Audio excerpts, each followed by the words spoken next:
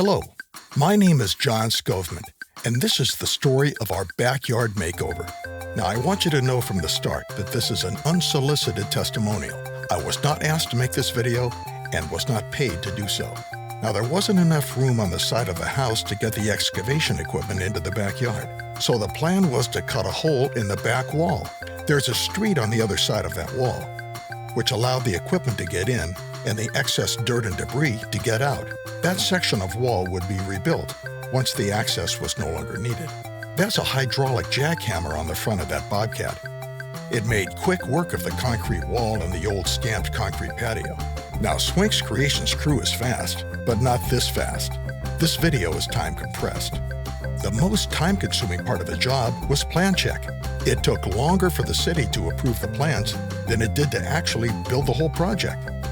But once we got the green light from the city, Swink's Creations crews got right to work. Swink's Creations has their own crews, which did a majority of the work. The few subcontractors that they did use have a long-standing relationship with Swink's. They showed up on time and did great work.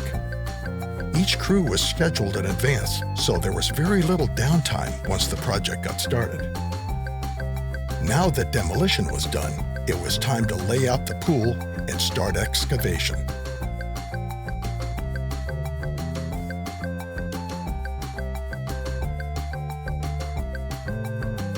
Next, the rebar crew made the steel cage that supports the concrete and plaster pool structure.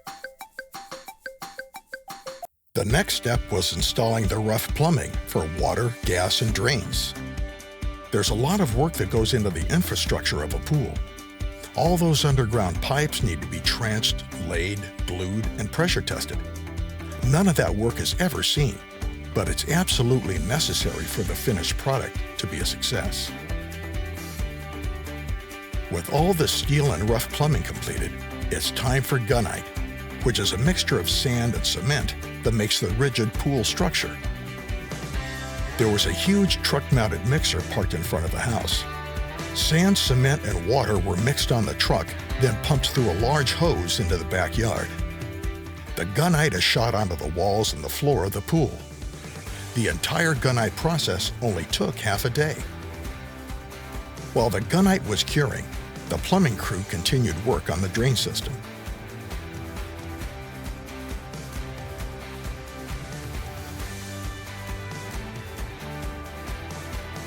The project was now far enough along that the hole in the wall was no longer needed. Time to brick it up and pour the footings for the retaining wall. The retaining wall and pool equipment wall were built with concrete block, then covered with a couple of layers of stucco. While that was going on, another crew was building forms for the pool coping, which would be poured in place. There were lots of colors to choose from for the pool coping. We chose a dark brown to contrast with a light tan pavers. Before pouring the coping concrete, the crew set up a large sunshade so the concrete wouldn't dry too fast and crack.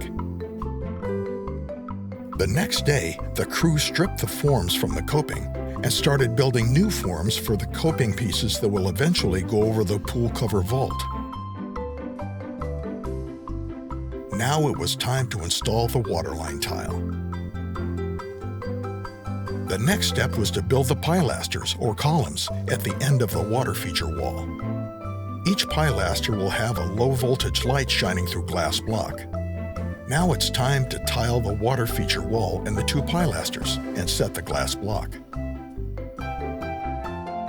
The masons who will place the pavers must first place the drains according to the plan. Then they lay down plastic sheeting and cover it with the base material that the pavers will rest on. Once the base is compacted and pitched for effective drainage, the pavers go down. The pavers are of different rectangular sizes. Alex and his crew did a wonderful job placing the pavers and making them fit together perfectly. After the pavers were all installed, it was time for the landscape crew to do their thing. All the plants have drip irrigation for watering efficiency. Once all the dust had settled from the landscaping, The final step was plastering the swimming pool. As soon as the plastering was completed, water was added to the pool. In a few days, the pool will finally be ready to enjoy. From plan design to construction and final cleanup, the Swink's Creations team was an absolute pleasure to work with. The quality and beauty of the job speak for themselves. We love our new backyard oasis and will enjoy it for many years to come.